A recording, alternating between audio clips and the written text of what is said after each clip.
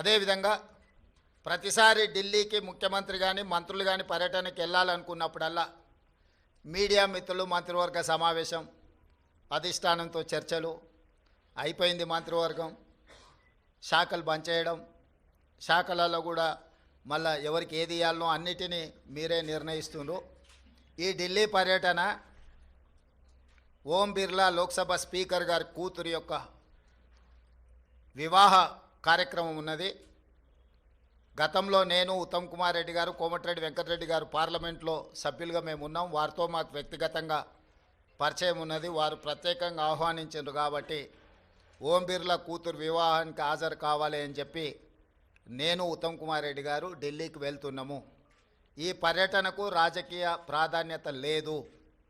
ఈరోజు సాయంత్రం వివాహ కార్యక్రమంలో పాల్గొని రేపు తెలంగాణకు సంబంధించిన లోక్సభ, రాజ్యసభ సభ్యులతో ఒక సమావేశాన్ని ఏర్పాటు చేసి రాష్ట్ర ప్రభుత్వానికి రావాల్సిన నిధులు, ఇవ్వవలసిన అనుమతుల మీద కేంద్ర ప్రభుత్వంలో మంత్రులను, ప్రధానమంత్రితో సహా లోక్సభలో ప్రస్తావించడానికి అవసరమైన విషయాలను వాళ్ళతో చర్చించి వాళ్ళకు కొన్ని సూచనలు చేసి దానికి సంబంధించిన లేఖలు మా పార్లమెంట్ సభ్యులందరికీ కూడా ఇచ్చి పార్లమెంట్లో ప్రస్తావించడానికి అవసరమైన సమాచారాన్ని వాళ్ళకి ఇవ్వడం ద్వారా తెలంగాణ రాష్ట్ర ప్రజల యొక్క ప్రయోజనాలను, రాష్ట్రానికి రావాల్సిన నిధులను, అనుమతులను రాబట్టుకోవడానికి ఒక కార్యాచరణ రేపు నిర్ణయించుకుంటాము. అదే కాకుండా ప్రధానంగా ఎయిర్పోర్ట్స్ విషయంలో, మెట్రో రైలు విషయంలో, అదేవిధంగా నీటి కేటాయింపుల విషయంలో ఇట్లా ప్రధానమైన అంశాలు కేంద్ర ప్రభుత్వం దగ్గర దీర్ఘకాలికంగా వాయిదా పడుతూ వస్తున్నాయి.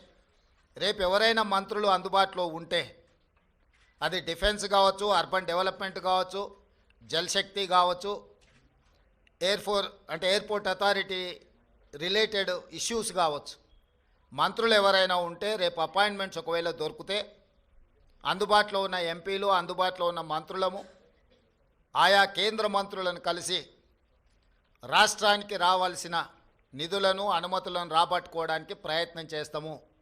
ఈ ఢిల్లీ పర్యటన ఇంతే. కొంతమంది హరాజ్ పాట పాడినట్టు 26సారి, 27సారి, 28సారి అని ఇట్లా హరాజ్ పాటలు పాడుతారు. వాళ్ళలాగా పైరవీల కోసమో, కాళ్ళు పట్టుకోవడానికో, కేసులను ఎత్తేయించుకోవడానికో, మోడీ ముందు మొక్కలిడడానికో ఢిల్లీకి వెళ్ళడం లేదు. కేంద్ర ప్రభుత్వాన్ని అవసరమైతే నిలదీసైనా రాష్ట్ర ప్రభుత్వానికి రావాల్సిన నిధులు, అనుమతులను తెచ్చుకోవడానికే మేము ఢిల్లీ పర్యటన చేస్తున్నాము. ఎవరి కాల్లో పట్టుకోవడానికో, కేసుల నుంచి తప్పించుకోవడానికో, గవర్నర్ నుంచి అనుమతి ఇవ్వకుండా ఆపుకోవడానికో మా ప్రయత్నం కాదు. వాళ్ళకి నేను సూచన చేస్తున్నా, మీరు 10 సంవత్సరాలు నిర్లక్ష్యం చేయడం వల్ల రాష్ట్రానికి తీరని అన్యాయం జరిగింది.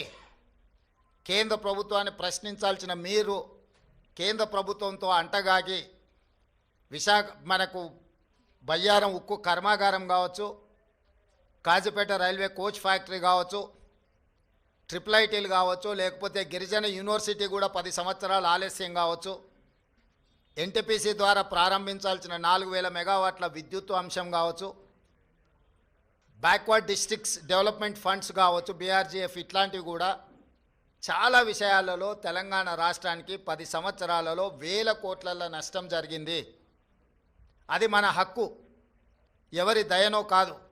మన హక్కుల కోసం మనం ఢిల్లీలో పర్యటించాలి, కేంద్ర ప్రభుత్వాన్ని కలవాలి, కేంద్ర ప్రభుత్వం నుంచి నిధులు తెచ్చుకోవాలి. ఇది భారతీయ జనతా పార్టీ ట్రెజరీ నుంచి ఇవ్వడం లేదు, కేంద్ర ప్రభుత్వ ట్రెజరీ నుంచి ఇవ్వాల్సి ఉంది. ఇది ఫెడరల్ స్ట్రక్చర్ ఉన్న ప్రభుత్వము, యూనియన్ ఆఫ్ స్టేట్స్. వివిధ రాష్ట్రాలతో కూడుకున్న కేంద్ర ప్రభుత్వం వివిధ రాష్ట్రాలకు ఇవ్వాల్సిన నిధులను ఖచ్చితంగా ఇవ్వాల్సిందే. రాజకీయ పక్షపాత వైఖరితోనే నిర్లక్ష్యం వహించినా, లేకపోతే అన్యాయం చేసినా ప్రస్తావించడానికి పర్యటన చేయాలి. మన అంశాలను వాళ్ళ దృష్టికి తీసుకెళ్లకుండా రాష్ట్రానికి నిధులు వస్తాయనో, అనుమతులు వస్తాయనో ఫామ్ హౌస్లో పండుకుంటే రాష్ట్ర ప్రజలకు ప్రయోజనం ఉండదు.